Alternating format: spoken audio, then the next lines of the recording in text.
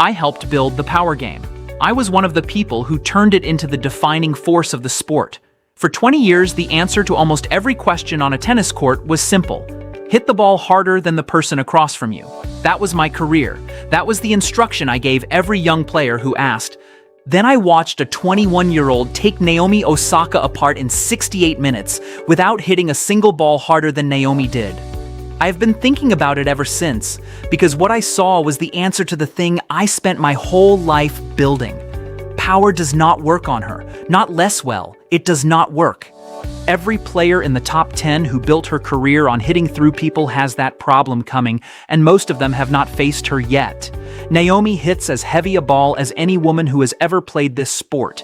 That is not a compliment. It is a measurement. 4 Grand Slams built on the principle that the ball arriving at you is more than you can comfortably handle. The opponent either tries to match it and loses, or tries to survive it and loses. I recognize that structure because it was mine. 68 minutes. Afterwards, Naomi said her serve was fine, her forehand was fine, her legs were fine. She simply could not explain how she lost. That sentence is what I have been chewing on, losing while everything works. I never had that. Every loss in my career had a reason I could locate afterward, an injury, a bad day, or someone who simply out-hit me that afternoon. Losing while your weapons are functioning perfectly is a category that did not exist in the sport I played. Here is the mechanism, and it is simple enough that it should have been obvious years ago. Power works by removing time. That is the whole thing. Hit the ball hard enough, and your opponent cannot organize a good response. After a few of those, she starts guessing, and guessing produces errors. Power is not about damage. It is about denying someone the seconds she needs to think. So, the counter to power was always assumed to be either more power or better defense. Match it or survive it. Those were the only 2 categories anybody discussed for 20 years. She found the third thing. She absorbs the pace and returns it changed, at a different height and a different speed. The ball that goes back is not a defensive ball, and it is not a counterpunch. It is a reset. And a reset is fatal to a power player, because the entire architecture of a power game depends on the point ending in 3 shots. Take a 3-shot pattern to 6 shots, and the power player is in somebody else's match. Naomi hits a heavy forehand, gets back a ball she cannot attack, hits another one, gets back another ball she cannot attack. Now she is in a rally. And rallies are not what she does. Alex never had to beat Naomi's power. She only had to survive it for 1 more shot than Naomi expected.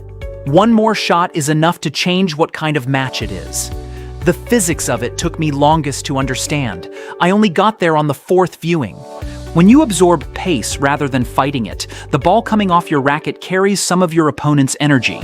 That is not a metaphor. It is how a tennis ball works. A short swing on a fast incoming ball produces a shot heavier than the swing should produce, because your opponent's pace is doing half the work. The harder Naomi hit, the more free weight Alex had available on the reply. Naomi was paying for the ammunition being fired back at her. There is something about how she absorbs that I have not seen described anywhere. Watch her contact point when a heavy ball arrives. Most players either back up to give themselves room or lean in to take it early, both decisions made before the ball arrives. She does neither consistently. She takes the heavy ball at whatever contact point the situation gives her and adjusts the racket face instead of the feet. That is technically much harder, which is why so few players attempt it. Adjusting the face late requires a kind of hand control most people do not have and cannot build after a certain age. What it produces is a reply that gives away nothing about where it is going, because the feet are not telling you anything. The feet are just wherever they ended up. A power player reads her opponent's positioning to know where the reply is coming from. Against Alex, the positioning contains no information, so power fails twice over. The pace comes back, and the reply is unreadable. Every power player alive has that problem against her, and it is structural, not a bad day. Hit harder and you give her more. Hit softer and you are no longer a power player. Now you are competing in a category where she is better than you. That is the trap, and from a chair, I see no exit. I had this exact vulnerability. Nobody was good enough to exploit it. That is what I have been sitting with, and it is not comfortable. There were players in my era who could absorb and redirect, but nobody could do it consistently enough for 2 hours against the pace I was generating. The vulnerability existed and was never punished. I retired without ever having to solve it. She would have been a very bad matchup for me at 25. I am saying that plainly because I have no interest in the version of this conversation where the retired champion insists she would have handled it. I hit harder than Naomi. That would have made it worse, not better. What I had that Naomi does not is a serve that ends points before the rally starts. That is the one place where power still functions against her, and it is worth being precise about it because it is the only real answer anybody has found. A serve is the only shot in tennis where the opponent has no influence on what arrives. Everything else in a rally is a response to something she has done. The serve is not. She cannot read a ball that has not been struck yet. A genuinely large serve placed correctly still produces free points against her the way it produces free points against everybody. That is not nothing. Rybakina has one of the biggest serves this sport has produced. And it still was not enough, because a serve wins you the point it wins and does not help you at all in the rally that follows.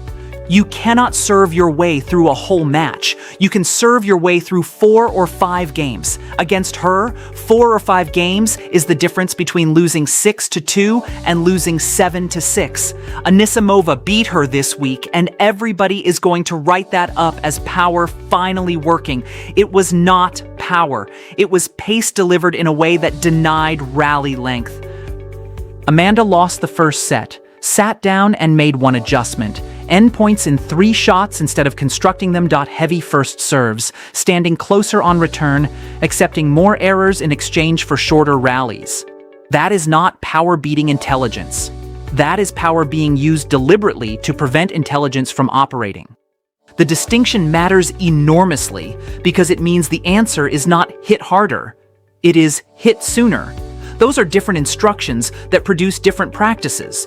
There was a 20-minute game with 13 deuces in that first set. Amanda saved 4 breakpoints inside it.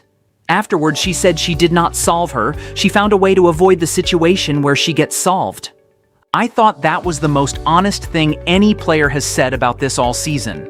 The rest of the tour heard hit harder. What Amanda actually said was end it faster. Those 2 instructions look similar on a whiteboard and produce completely different afternoons. There is a longer story underneath all of this about where the sport is going. I have been reluctant to say it because it sounds like a retired player predicting the end of her own era. I am going to say it anyway. Power was dominant for 30 years because it was the most reliable way to remove variables from a tennis match.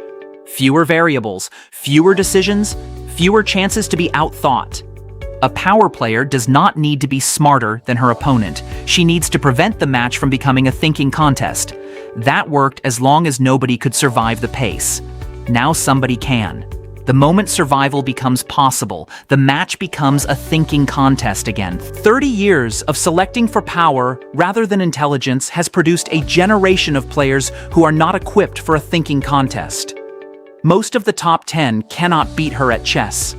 That is the actual situation, and almost nobody in this sport wants to say it out loud. The equipment is part of how we got here, and nobody talks about it.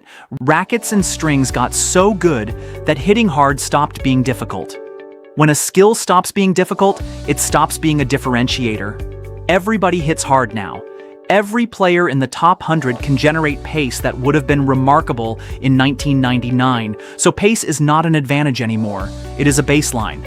When everyone has the same weapon, the person who wins is the one who knows what to do with it. She is the one who knows. Her physical profile is the last piece, and it makes the argument complete. She is not the biggest player out there. She is not the strongest or the fastest. It does not matter, because her technique wastes nothing. No extra steps into position, no oversized backswing, no muscles firing that do not need to fire. I was the opposite. I overwhelmed people and used more energy than I needed to because I had more energy than I needed. It worked brilliantly. It also meant that when the body started declining, there was nothing underneath the power to fall back on. She has the thing underneath. Whatever happens to her physically over the next 15 years, the method survives because the method is not physical. That is the part that should genuinely concern the rest of this tour. Power fades. Every power player knows the arc, and it is the arc I lived. You are unplayable at 23, manageable at 30, finished at 35. The decline is not a failure, it is arithmetic. Intelligence does not have that arc. It accumulates. She is going to be better at reading a tennis match at 28 than she is now, and better again at 32.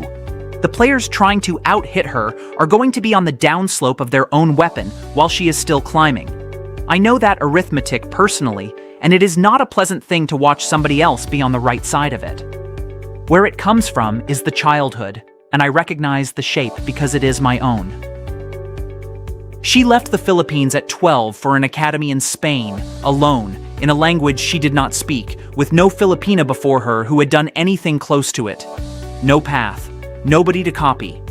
My sister and I had no template either. Nobody at the top of the sport looked like us. My father built the whole thing from nothing because there was nothing to build from. That produces a particular kind of athlete. You do not learn to execute a system because you are never in one, so you learn to solve. The difference is that I had a system available and chose to overwhelm people with it because I could. She did not have the option. She built the other thing, and the other thing turns out to be the more durable one. If somebody is going to say I am talking down my own era, that is not what this is. My era was harder in ways this one is not. The equipment was worse. The depth was thinner at the bottom and thicker at the top. The schedule was brutal in ways that have since been fixed. I would not trade what I did for what is happening now. What I am saying is that the specific thing I was best at, the thing I taught a generation to build their games around, has just been publicly answered by a 21-year-old.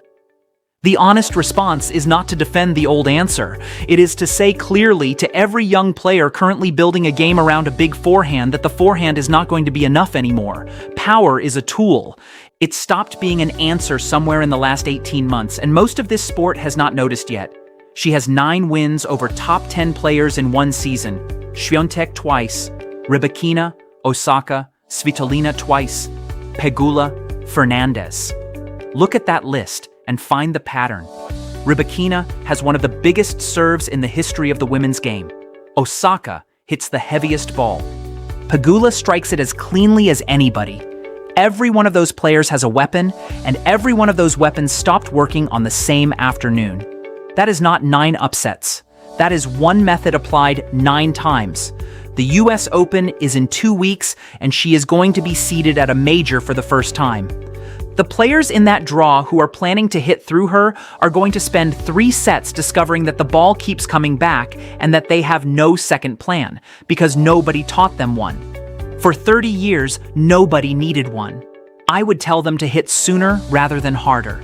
That is the only advice I have, and it is Amanda's advice, not mine.